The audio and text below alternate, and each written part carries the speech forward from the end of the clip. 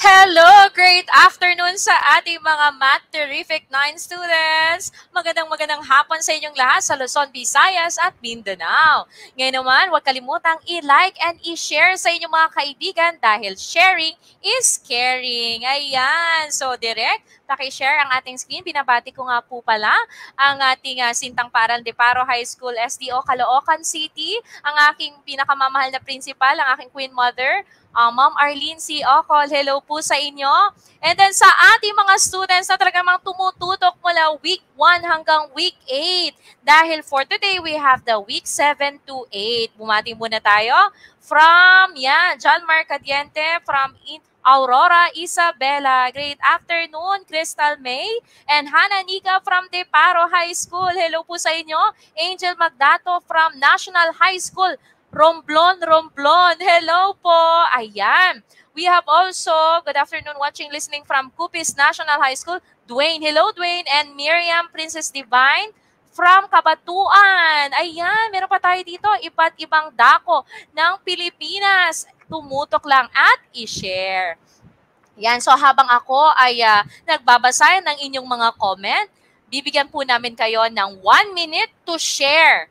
Yan, to share this Facebook link para naman marami ang makapanood. Okay, so basahin po muna natin. 1 minute starts now.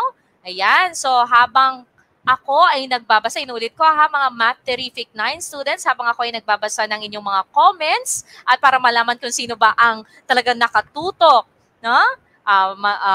Please i-share na, ayan, and then ilagay sa ating comment kung kayo ay nakapag-share na. Ilagay, done sharing. Ayan, from Cagayan. High School Kalayan, Cagayan. Darwin John Roa, hello. Ayan. Good afternoon. Watching here from Quirino, National High School, Quirino District, Rota, Krilia. Tapos na ba kayo makapag-share? And then we have here Princess Divine Manipon. Okay, from Dimantina National High School, Kabatuan, Isabela. Ayan. Hello po from BL Darwin C. Abu from De Paro High School and Cupis National High School. Hello po sa inyong lahat at naway kayo po ay nasa mabuting kalagayan. Alright. So, tapos na po. Done sharing na ba? Done po, ma'am. Done sharing po, sabi ni Angel. Done sharing, sabi ni Hannah, Nika, and Crystal May. Alright. So, let's start. Yan. So, inulit po natin, makakasama nyo kami ni Tutor Janet, ang ating Fairy God Mother, at si Tutor Angenique, ang inyong Math Diwata. Every Friday, 3 p.m. to 3:40 p.m. for our free Itulay online tutorial. Ayan. So, nagpapasalamat po tayo sa mga ginagamit nating modules in Pasay and then sa ating ADM from Central Office. Okay? So, wag pong kakalimutan, every Friday, 3 o'clock to 3:40 p.m. kasama ang ating Fairy God Mother. Ayan, live na live tayo sa DepEd EdTech Unit, DepEd tayo, DepEd Philippines, DepEd EdTech, DepEd TV YouTube channel. Alright. Now, for our quarter 1 week 7 to 8, are you ready to take your exam? Yan, dahil matatapos na po ang ating mga competencies for the whole first quarter, and it's all about quadratic equation, inequalities, and quadratic functions. Ngayon, tatapusin namin ni Tutor Janet ang mga nalalabi pang mga lessons patungkol sa quadratic functions. Alright, so at the end of the session, you will be able to, number 1, determine the following: domain, range, intercepts, axis of symmetry, vertex, direction of the opening of the parabola from the given graph of the equation. Number 2, you will be able to analyze the effects of changing the values of a, h, and k of a quadratic function and its graph. Number 3, determine the equation of a quadratic function given a table of values. Number 4, determine the equation of a quadratic function given a graph or zeros of the function. And number 5 is to solve problems involving quadratic functions. Are you ready, Math Terrific 9 students? Okay, let's start. Don't forget to watch our DepEd TV episodes by Sir Prince Andrew C. Mangahas. Andito na po ang ating mga tiny URL, isang click lang para mapanood nyo lahat ng ating competencies, ng ating lesson for the whole first quarter. At makakatulong yan para sa inyong nalalapit na exam. Alright. Now, sige nga, for our Matherific 9 students, let's review. Number 1, what is the graph of the quadratic function? Okay, tignan nga natin kung sino ang unang makakasagot. Alright, so number 1, what is the graph of a quadratic function? Is it A, circle, B, line, C, parabola, D, V-shape? Ano ang tawag sa graph ng quadratic function? Ayan. Alright, so may sumagot. Si Princess Divine, ang sabi niya letter C. Sabi naman ni Angel, letter C. Ang sabi naman ni Michelangelo, yan, parabola. Hananika, letter C. And the correct answer is, yes, it's letter C. Next. Identify the vertex of the graph. Tell whether it is a minimum or maximum. So nakikita nyo ang ating graph dito. Alright, so is it A, 0, 0, minimum, B, 0, 1, minimum, C, 1, 0, maximum, and letter D, 0, 0, maximum. Alin pa dito yung vertex? So tatandaan pag sinabi mong vertex, it's either the minimum point, no, pinakamataas na point, or pinakamababang point sa graph. Okay, and then tell whether if it's the minimum or maximum. Okay, tignan nga natin ang ating mga students kung sino nakasagot. So, yan. Lagyan po natin ng number, ha? Letter A, 0, 0, sabi nila, minimum. So, minimum ba yung 0, 0? Yes, 0, 0 is the vertex. Pero ang tanong, yan ba ang minimum point or maximum point siya? Pag-isipang mabuti, dahil inuulit natin, ha, pag sinabi nating maximum point, pinakamataas na point. Yan ba yung makikita nating pinakamataas na point sa graph or pinakamababang point sa graph? Alright, for number 2, talaga 0, 0 po. Yes, 0, 0 ang ating vertex. Pero, ito ba ay minimum or maximum? Ang tamang sagot ay, naku, wala. Alright. Ang tamang sagot ay maximum. So makikita nyo, this is the highest point. Pag sinabi ng highest point, that is the maximum point of the graph. Ayan. Alright? And it is exactly at the origin. Alright. Now, number 3. Okay, sagot-sagot po tayo, ha? Which set of data is correct for the quadratic function y equals quantity x minus 20 square or square of the quantity x minus 20 plus 20. Okay, so last time nabanggit na namin kung ano ang vertex, paano kukunin yung vertex at paano kukunin kung ano yung orientation ng parabola. Is it opening upward or downward? So tatandaan, dahil ang A ay positive, so, is it opening upward or downward? Then, ano kaya ang HK? Tandaan, HK. Yan, ang ating vertex. Okay, tingnan nga natin sa ating mga Matherific 9 students kung sino na ang nakakuha. Ano kaya dyan ang ating orientation ng graph, vertex, and axis of symmetry? Okay. So, tatandaan na, alright, Sir Irvin, Hananika. Okay. Yes! Alright, may mga nakatama na. So, tignan natin, ang parabola natin dito ay it opens upward because A is positive. Very good, no? So, A or B na lang. Eliminate na natin yung dalawa. Then, ano ba ang ating HK? Tandaan, y equals A quantity x minus h.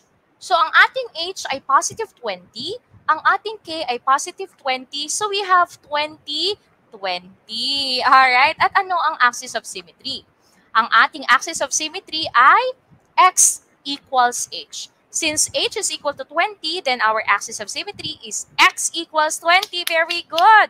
Ang daming nakatama. Okay. So, number 3, it's letter B. Alright. Next.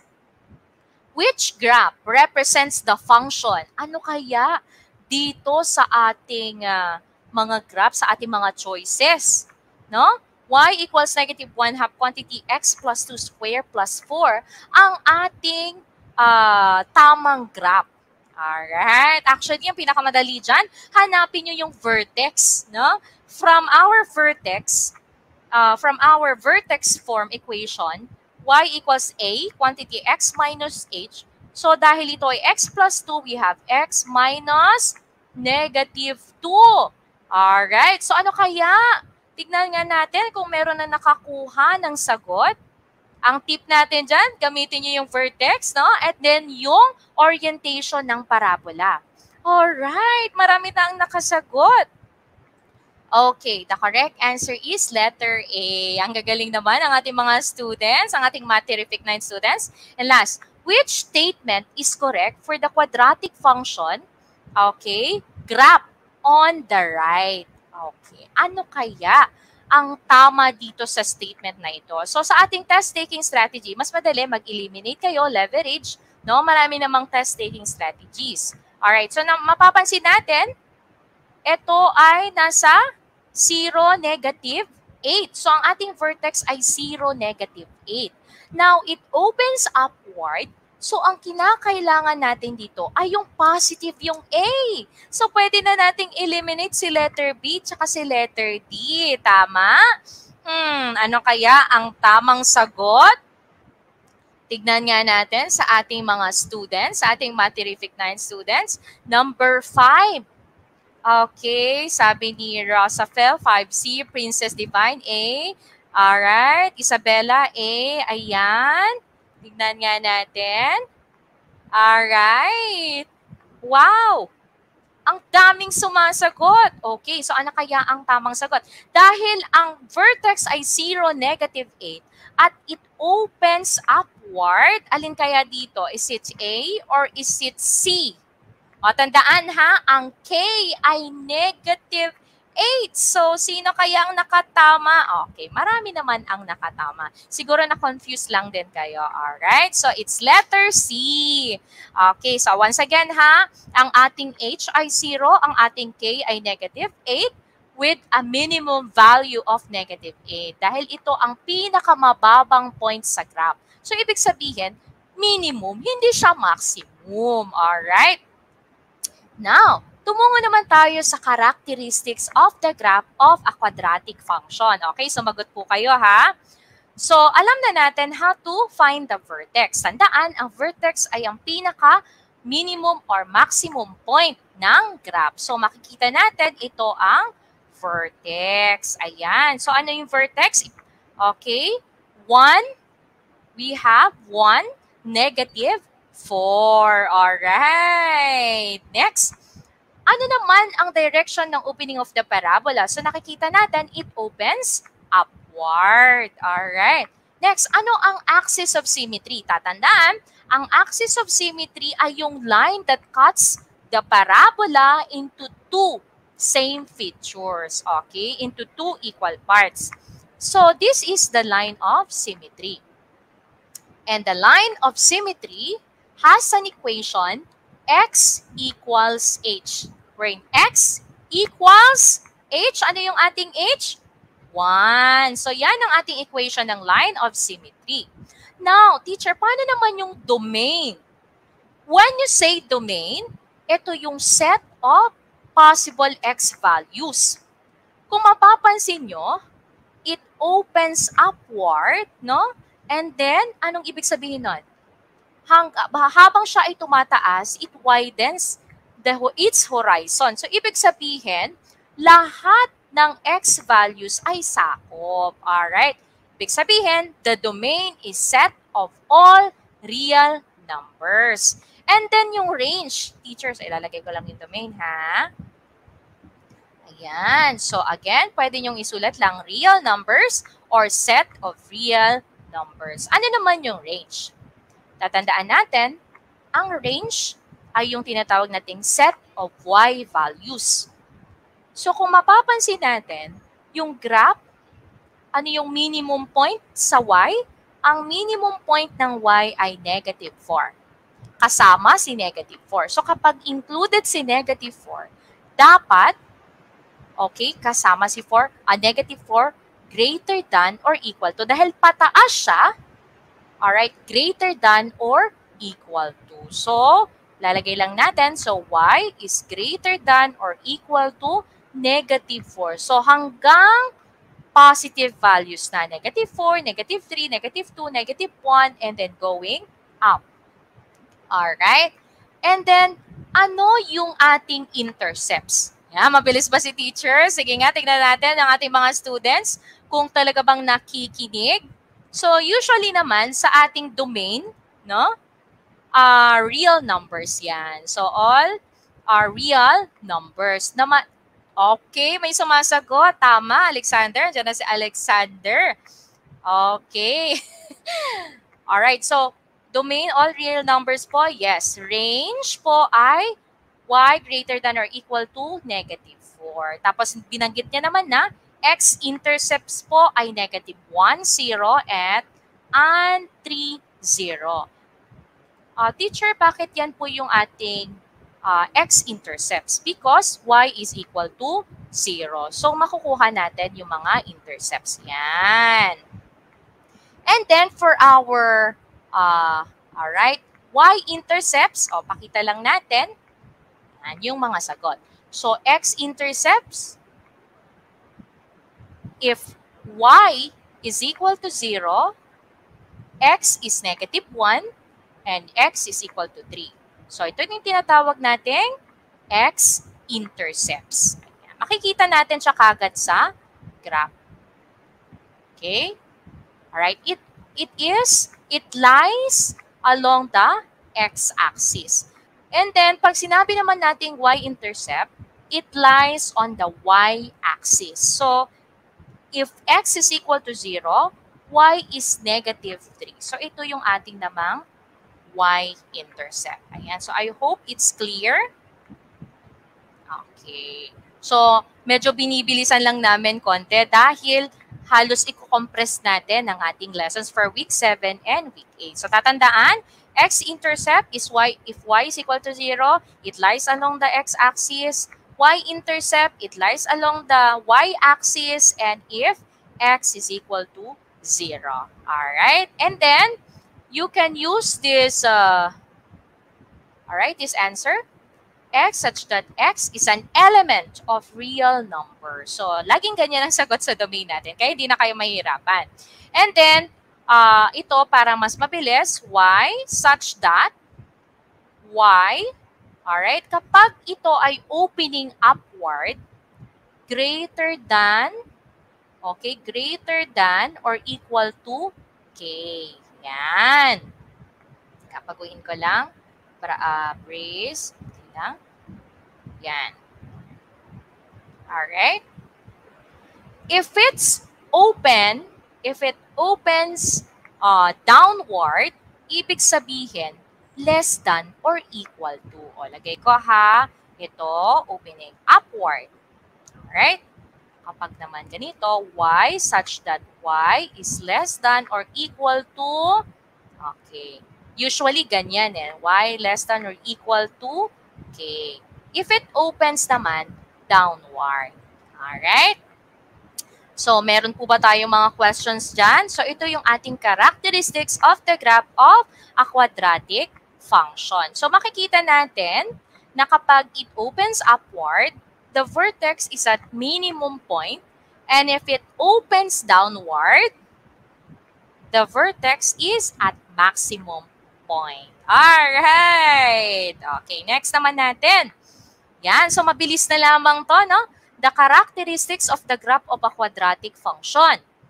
Okay, tignan nga natin. Ano kaya yung vertex? Alright, tignan natin sa ating mga students, Matherific 9 students. How about this one? Determine the vertex, direction of the opening of the parabola, axis of symmetry, domain, range, and intercepts given the graph. Okay. O, pangalawang example na tayo. So, makikita natin, sagutan natin yung vertex, no? Yung vertex ay nandoon sa maximum point, which is -1, 4. Alright. -1, 4. Okay. Next. So, ano naman ang direction of the opening of the parabola? Ayan, sumasagot na. Sabi niya, classmate, sagot naman dyan. Go, go, go. Energy, energy. Opo. Magkakaklase kayo ha sa buong Pilipinas. Okay? So, we have here opening. O, makikita nyo na. Ano ba yung opening? Pababa. So, downward. Right? And then, the axis of symmetry. Anong ating axis of symmetry? Ako, hindi, okay, wag niyo lang hintayin si Alexander ha. Pero Alexander, thank you so much dahil isa ka sa aming paparangalan, alright, sa pagbabalik ng ating itulay after next week, ano? Alright, kasi meron din tayong mga recognition, ganyan. Sagot-sagot naman sa iba.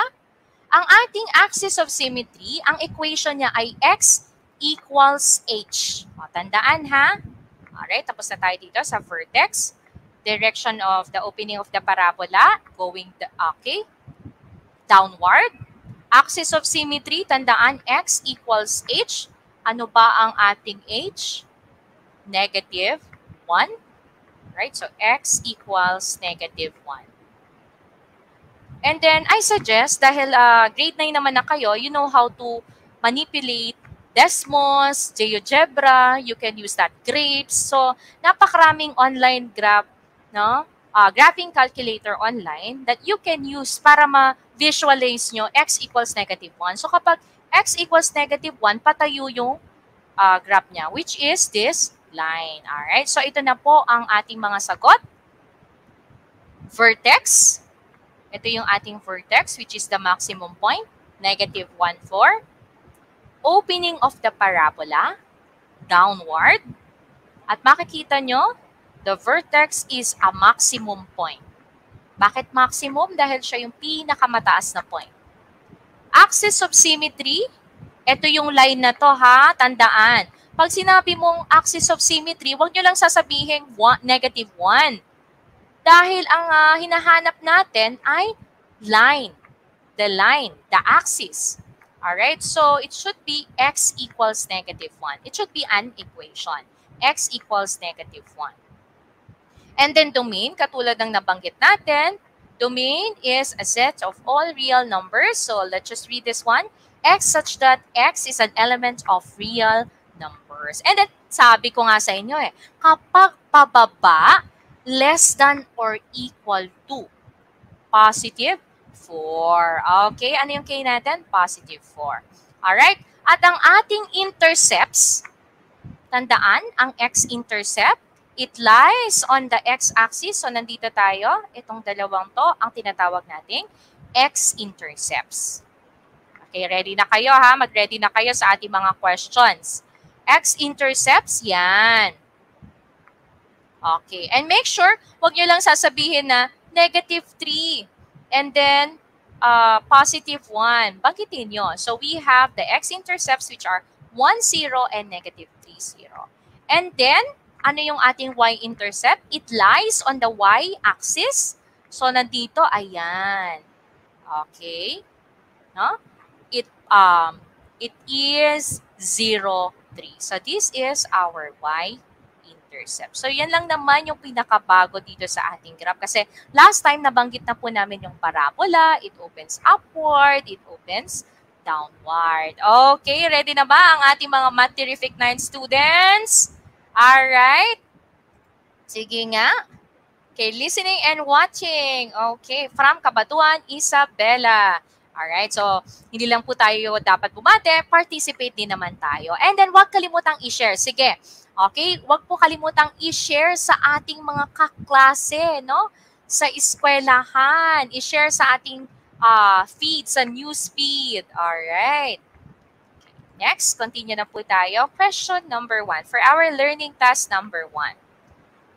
Which of the following describes the parabola having the equation y equals negative x squared minus 3? Alin kaya sa ating mga choices, no, ang nagdi-describe sa ating function? Y equals negative x squared minus 3. So, mapapansin natin kaagad, negative, the opening of the parabola goes downward. Okay? And then, ano kaya? Tignan nga natin sa ating mga live viewers. Okay.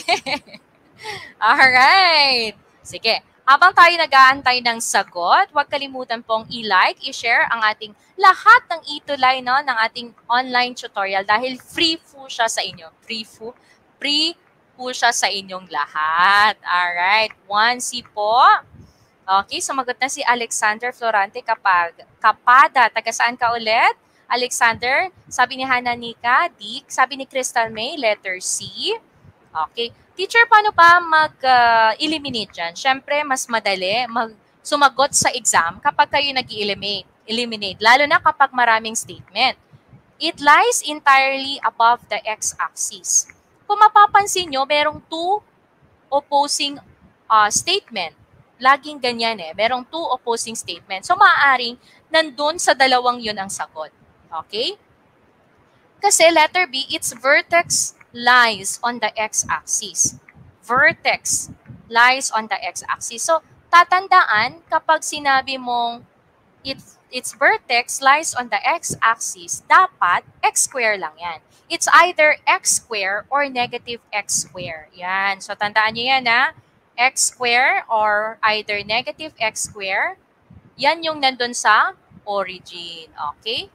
Yan. Alright. Okay. Alin kaya? So, pwede na natin itong i-X. Sa letter D naman, it intersects the x-axis at two distinct points. No? It intersects the x-axis at two distinct points. So, tatandaan natin yung K ay negative 3. So, ang negative 3 ang maximum point. Tama? Dahil yan ay maximum point, ibig sabihin, wala siya sa x-axis. So, dalawa na lang choices mo. Is it A or letter C? Alright, let me have. Tignan natin kung sino ang nakasagot. Okay. Mary Shera Jace ko. Ang galing-galing naman. Princess Anika. Alright, Matic si po. Papalitan na namin yung exam. Lahat na letter A, letter B, letter D. No, Alexander? Okay, Crystal May, letter C. Yes. The answer is letter C. Okay, next, task na tayo. Which of the following could be the equation of the parabola? Ano kaya ang equation ng parabola na ito? So, ang kailangan nyo lang dito, yung vertex. Okay? Identify the vertex. Nasaan ba to? Bigyan ko na kayo ng hint. 2, 1. Alright? Okay. Ano ba dito sa mga functions na ito? Ang merong h na 2 and k which is 1. And then it opens upward. Lahat naman ng choices ay positive. So, pwede na lang, ang gawin na lang natin ay mag-eliminate. Ayan. Actually, kayang-kaya na siya kahit di na kayo mag-eliminate. Sige nga, tignan natin kung sino ang nakatama. Alright. Okay, so art, letter C. Number 2 na tayo. Okay, number 2, letter A. Sabi ni Hana Nika, nauna si Hana Nika, Donaire Paye. Yan, ang aking estudyante from Deparo High School. Alright, so the correct answer, sabi naman ni Ronaldo Baguan, Princess Anika, okay, sabi ni Alexander, A po, tutor. So the correct answer is, tignan nga natin, letter A. Great. Okay, next. What is the y-intercept? Ano naman yung y-intercept of the graph shown at the right? So tatandaan natin, y-intercept if x is equal to 0. And ano ba yung point dyan na nasa y-axis? Okay, ayun na yung pinaka-clue. Ano yung point na nasa y-axis? Okay, number 3. So, while you are answering, tignan nga natin ang ating mga Math Terrific 9 students. Ang bilis talaga ng oras. So, bilisan talaga natin, no? So, number 3, sabihin ko na po ang tamang sagot. Okay, we have letter B. Okay, and the range of the parabola, tandaan when you say range of the parabola, it means the possible values of y. So, the answer is letter D. Alright, and number 5, ano naman ang y-intercept? So, if x is equal to 0, makikita na natin kagad if x is equal to 0. So, we have plus 1 square plus 2. So, y equals 0 plus 1. 1 square is 1 plus 2, that is positive 3. So, ibig sabihin, ang ating sagot ay letter C. Alright. Okay, tawagin naman natin si Fairy Godmother para sa ating transformation of the graph. Let's investigate the graphs. Hello, Fairy Godmother. Yan, nandiyan na ba ako? Ayan, Yes hello. Po. Ayan, para naman po sa next part ng ating discussion, no, na vividly napakita naman ni Math Diwata Tutor ng ating Pretty Diwata ang mga importanteng attributes ng iba-iba nating graphs of quadratic function. Now, we will be investigating the effect of changing some values, no, dun sa ating equation. So remember, meron tayong dalawang equation na pinag-uusapan dito, yung y equals ax squared plus bx plus c, at saka yung y equals a times the quantity x minus h squared plus k. So ang mostly sa mga pag-uusapan natin o yung effect nung a, h, and k. So we will be focusing on what we call the vertex form. Okay, so basahin natin yung ating unang tanong. So we are given here some parabolas, no? Makikita ninyo merong reflection. So yung mga nasa taas, you have y equals 3x squared, okay? Followed by, so very close to it is y equals 2x squared. Isa pang nasa taas, yung pinaka-basic parabola natin na y equals x squared. So kaya siya yung naka-dark or bold curve. So yung ating mother parabola, y equals x squared. And then after that, nag-widen, y equals 1/2 x squared. And then, of course, yung pinaka nasa labas, y equals 1/3 x squared. Okay, so kung mapapansin nyo, the same shape. Pero anong nangyari doon sa mga y equals negative 3x squared, y equals negative 2x squared, y equals negative x squared, tapos katapat naman ng y equals 1/2 x squared, y equals negative 1/2 x squared, and the last, nasa pinakalabas din sa baba is y equals negative 1/3 x squared. So, ang tanong natin dito, meron tayong dalawang tanong. Okay, so some of it ay ma-observe nyo talaga if you look closely dun sa ating mga binanggit na parabola. So, first question, what do you notice? No ba, tutor? What is noticeable about the opening of the graphs of the quadratic functions of the form y equals ax squared? So, particularly, tinutukoy natin sa unang tanong, ano yung mapapansin nila sa concavity? So, opening, nasaan ang opening? Tapos, sa number 2, tinatanong naman, what do you notice?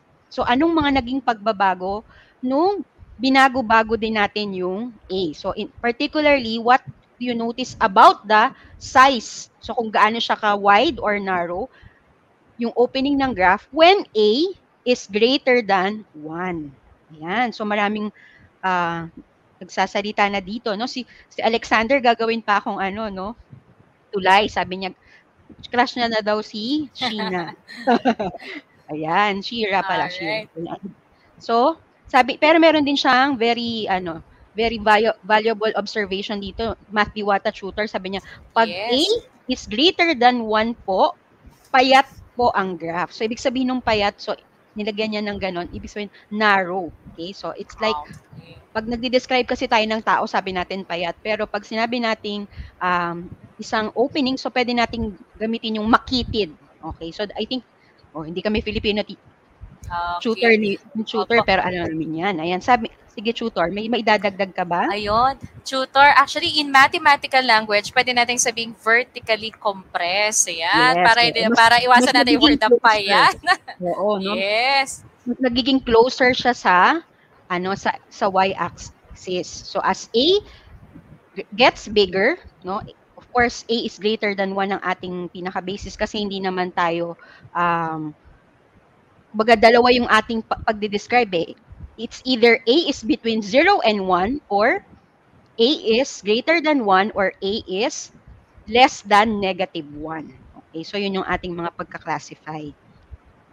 Okay, so Yan. pero wala pang nakakapagsagot, no? Very obvious naman yung sagot sa number 1. What do you notice about the opening of the graphs of the quadratic functions of the form y equals ax squared?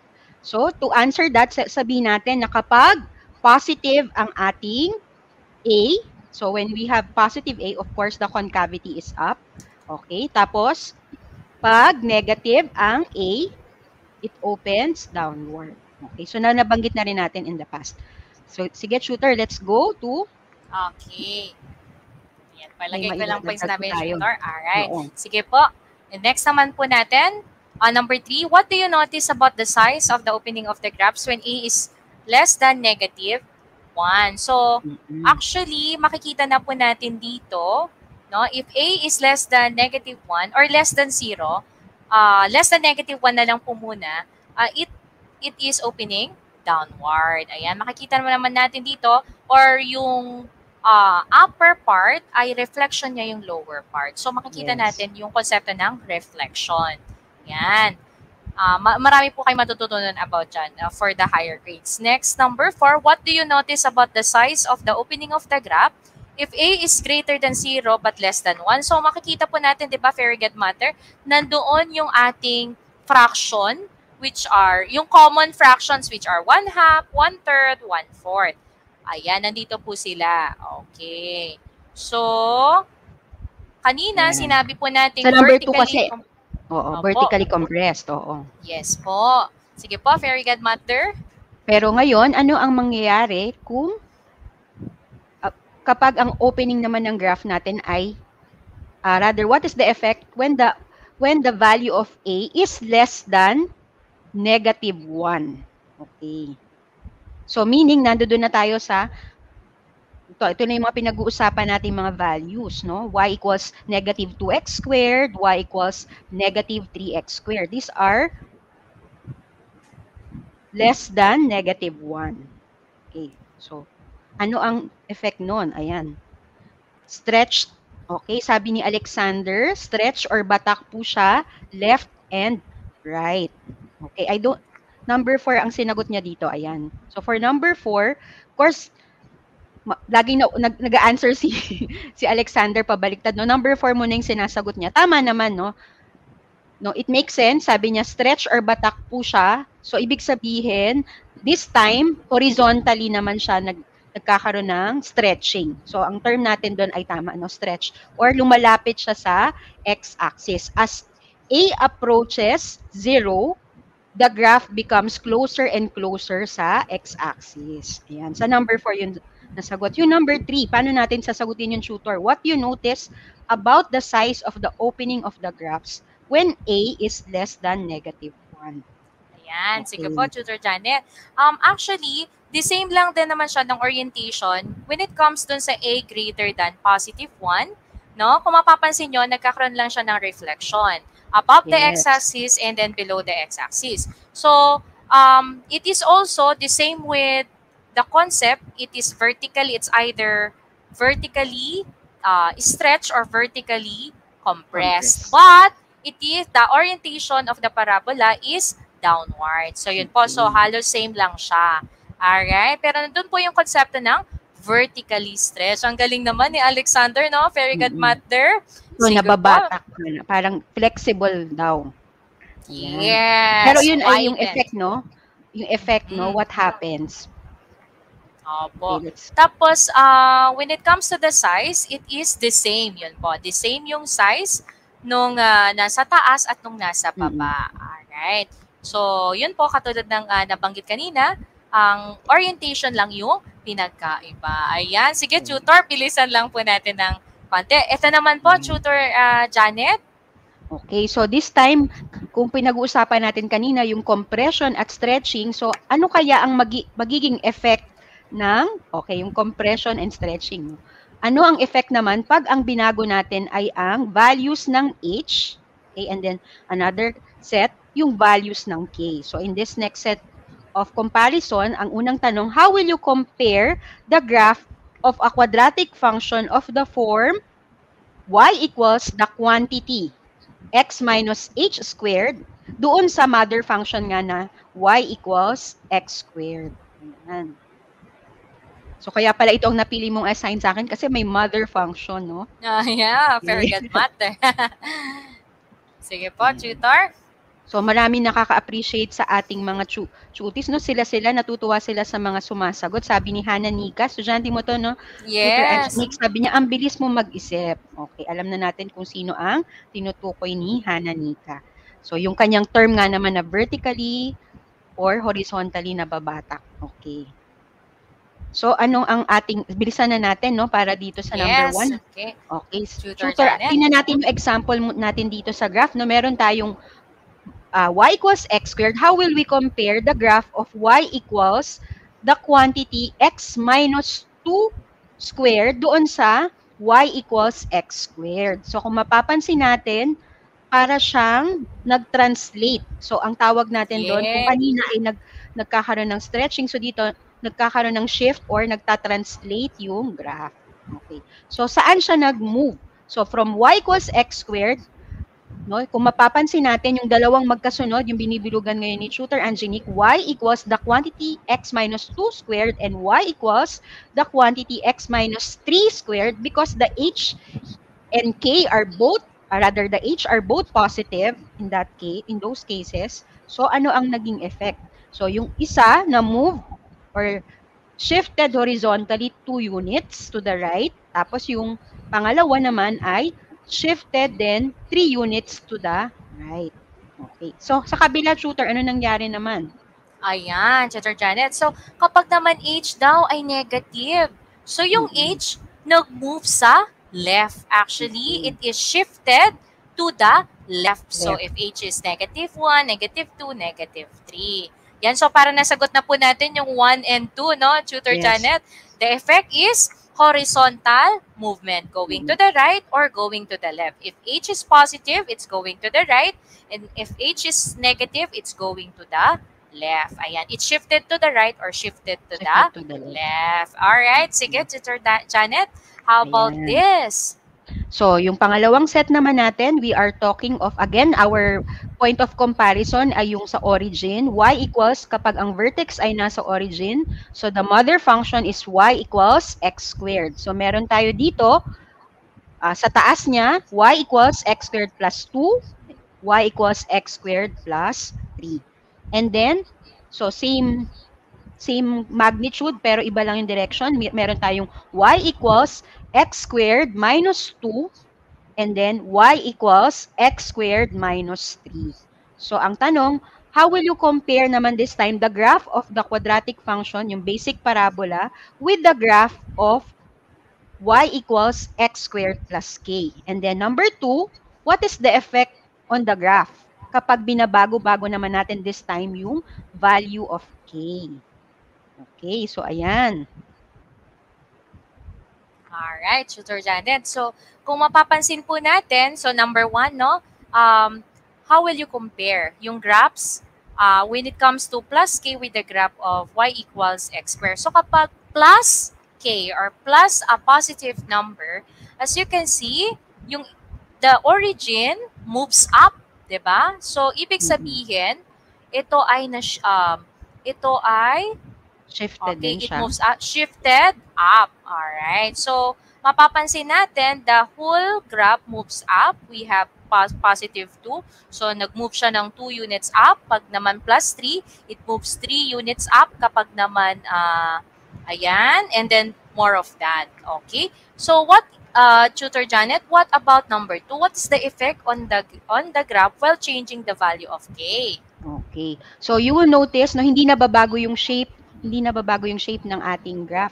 Pero the effect is, kung yung h ang binabago mo, nagkakaroon ka ng horizontal shifting. Dito naman sa ating next set, as you change the value of k, so ang axis of symmetry niya pa rin ay yung y-axis, but there is a vertical shift this time. So, kagaya nga na sinabi ni Alexander, we comment that, sabi niya, pag k po positive, move up or vertically shifted siya upward.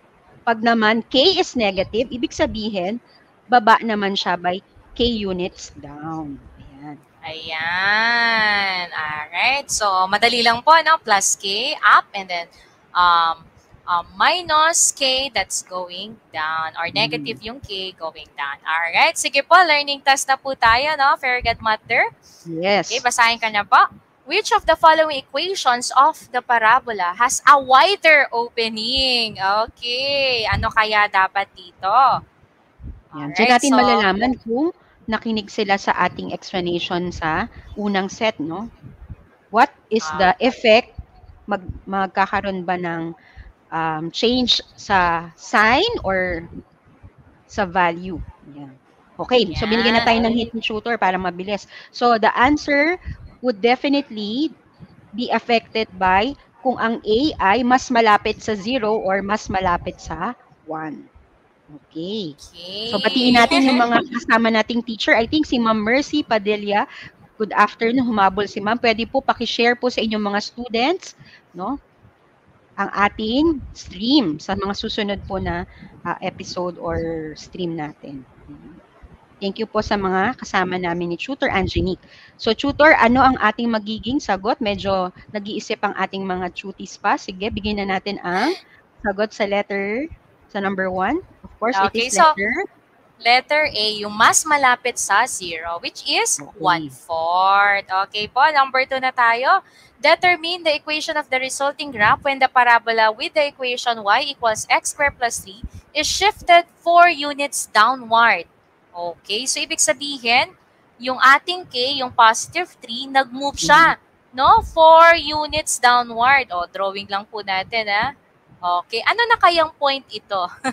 Binibigyan na po natin sila ng hint. That, very good, Mother. Ayan, ano kayang point ito? Baga parang nasa 3rd floor na siya. Ngayon, it shifted 4 units downward. So, baga nasaan na siyang part. Okay. Opo. Wherein ang ating ground floor is 0. So, syempre, lalampas siya sa ground floor kasi plus 3, tapos 4 units downward. Ayan. Okay, so may sumasagot ng letter A. Sabi ni Marie Shira Jace, number 1 letter, yung sa number 1 pala yun. Okay, medyo late ang kanilang sagot. So, tama naman siya. But for number 2, ano ang tamang sagot? Ayan. Alright, sige po. Tutor Janet, bigay na po natin, no? Yes, oo. So, 3 minus 4. Actually, pwede na po natin gawin yon. 3 minus 4, that is negative 1. So, letter B. Okay, next na po natin. Alright. So, number siguro, siguro Tutor Janet, i-pass na lang po natin ito. Yung ano na lang po, yung ating. Okay, ito sa find the equation that represents the quadratic function in the given table. Okay, hindi na po namin ito patatagalin. Ang pinaka-strategy lang po dito na Tutor Janet is systems of equation. So, pwede po nating gamitin yung y equals ax squared plus bx plus c. And then, dahil meron tayong pairs ng x and y, pwede po natin ditong i-substitute. So, bilisan ko lang, no, Tutor Very good, Mother. Okay lang po ba? Yes po. Yes po. And tandaan, yes po. Yung letter A, hindi naman lagi siyang positive one. So, it could be any real number. So, let's solve for the value of A, B, and C. Alright? So, first, when y is equal to 0, punta muna po tayo sa equation number 1. If y is equal to 0, ito po yung first pair. At ang ating x ay negative 1. And then ang ating x, another, is negative 1 plus c. So, ang ating equation ay negative 1 square, positive 1 times a, b times negative 1, negative b. Minus. Alright, minus b plus c. So, yan yung ating equation number 1. Pero makukuha na natin actually yung c from this pair, from the second pair. Okay. So, yung ating y-intercept. Yes po, Tutor Janet. So, we have here y equals negative 1. Ang ating x ay 0. O, mabilis na. Gusto ko talaga yung 0 eh. Nakaka-cancel niya kagad, no, Tutor Janet? So, that's why, kung ano yung, whatever So sinasabi ko yan sa mga student ko, kung ano man yung point na nasa y-axis, yun ay yung value ng C yun. Yung y-intercept mo, yun yung magiging value ng C. Ayan. Kaya dyan, ang ating y-intercept ay -1, so that is the value of C. Okay. Para maging system na lang siya in 2 variables. Ayan po, tama, tutor. And then, so ito na yung ating equation number 2. Nakuha po natin yung value ng C. Punta naman tayo sa equation number 3. Pwede na po natin gamitin yung third pair. Yan. So, y equals, substitute lang po natin dito. Talagang kulang na kulang yung oras, no, Tutor Janet? Pero talagang kailangan din talaga nating mabigay ito. So, A, and then ang x natin ay 1, plus B times 1 plus C. Actually, yung C meron na. So, -1 pwede na po nating lagay. Log in. Okay. Alright. So, we have here -4 equals 1 square times A is A. 1, A plus B. Alright. Plus B minus 1. So, ang ating equation po dito, Tutor Janet, no? A plus B equals, so -4 plus 1, it's -3. So, ito po yung ating equation number 3. Nabiliugan ko lang po ang ating mga equation para mabilis tayo. So, itong C na to, -1 siya. Palitan na rin natin. Yes so, magiging na siyang A minus B equals 1. Oo, yun yung gagamitin na natin equation number 1. Para system of equations into variables na lang siya. Mas madaling isolve. Okay, tama po. And then yung C natin, -1. So, ilagay ko lang po ito into red pen para makita. So, C equals -1. Now, masasolve na po natin, no, Fairy Godmother. We will be using equation 2 and then equation 1 to solve A and B. So, A minus B equals 1. Ayan. So, mas mabilis na po. Magka-cancel na lang tayo dito. Alright. So, cancel. So, we have 2A. Kikita pa po ba? Equals kita pa naman, super. -2. Yes. Alright. So, A equals -1. So, ayun po. Nakuha na natin. If A so, is equal sabihin dyan, no? Input lang natin, shooter, na actually, kahit hindi very obvious, may vertex tayo dyan sa isa sa mga pairs na yan, no? Or the point that represents that particular pair, yun yung vertex. So, ang maximum point ang hinahanap natin dito kapag ginraph natin siya. So, because A is negative. Alright. Okay po. So, nakuha na po natin A equals -1, C equals -1. Yung ating letter B, kunin lang natin sa equation 1 or equation 2. So, lagay ko na lang po dito, Tutor Janet, no? -1 minus B equals 1. Alright. So, -B equals 1 plus 1, that's 2. So, B equals -2. Alright. Okay. Ayan. So, nakuha na po natin, no, Tutor Janet. Tayo, so, the A answer equals -1, B equals -2, and C equals -1. So, plugging in everything. So, sa ating standard form na Y equals AX squared plus BX plus C, ang tamang sagot, shooter, ay, ayan, nasa next slide ni shooter. Ayan. Ito, erase ko na lang po. Okay. Y equals -x squared minus 2x minus 1. Alright. Or pwede natin sabihin negative of the quantity x squared plus 2x plus 1. Okay. So, pwedeng ganun siya. Para makita nila na, oo nga, ito yung vertex. Okay. Yung vertex, yun din yung zero ng function. Yes. Kasi ito ay perfect square trinomial. Lagay ko lang yung sinabi ni Tutor Janet kasi very important yon. X squared plus 2x plus 1. And then, which can be further factor. Ayan. X plus 1 squared. Alright. Okay. Yan po. So, makikita po talaga, no? -1, 0. Ito po yun. Yan. So, ang ating vertex. And then, negative. Ibig sabihin, downward siya. Okay, Tutor Janet. Next na po natin. Okay.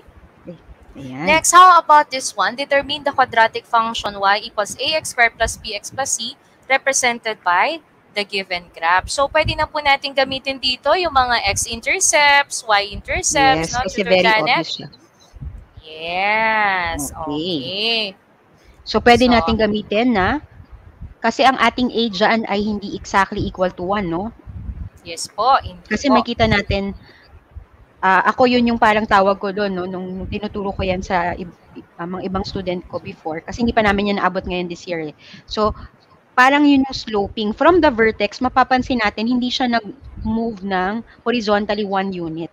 Okay, so ibig sabihin, ang ating A ay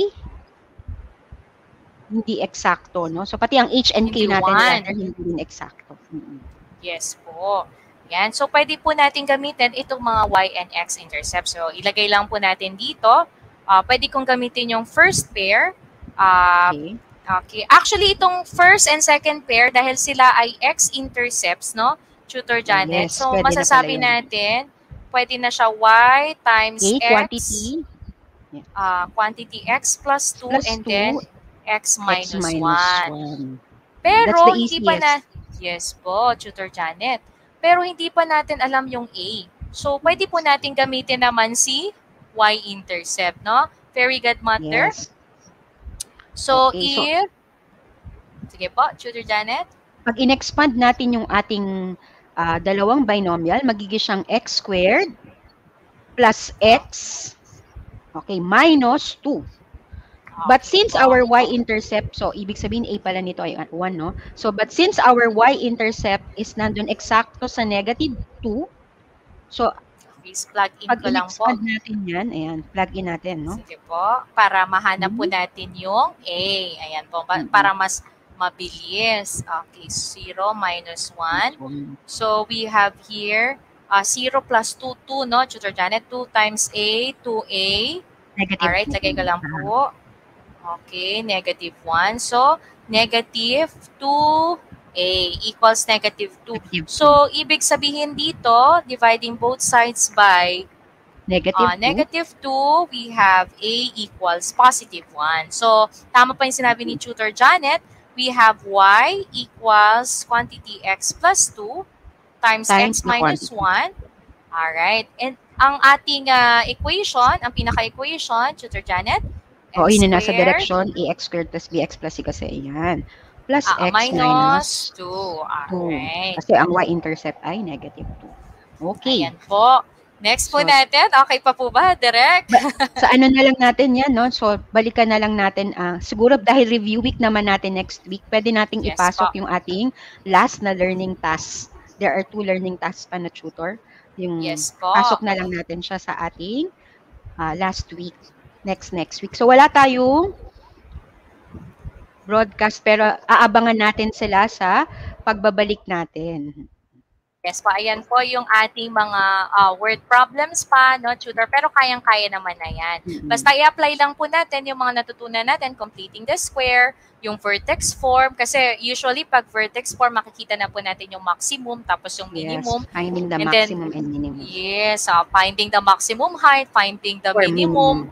Opo. So, using the vertex form ng quadratic function natin. Ayan po. So, nagpapasalamat po kami ng ating Fairy Godmother at ako po ang inyong Math Diwata ng SDO Caloocan City at si Tutor Janet ng SDO Pasay City. Ayan, Tutor Janet.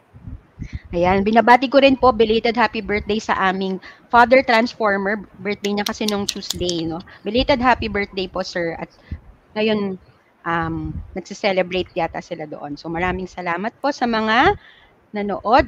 So, abangan po natin ang ating kasunod. Tutor ay sina? Ayan. Tutor Appeal, Tutor Ruel, at may bago na si Tutor King. Tama po ba? Yes, si Tutor King. Janet? Ayan. So, yun po. Maraming salamat. Okay. See you again po. Bye.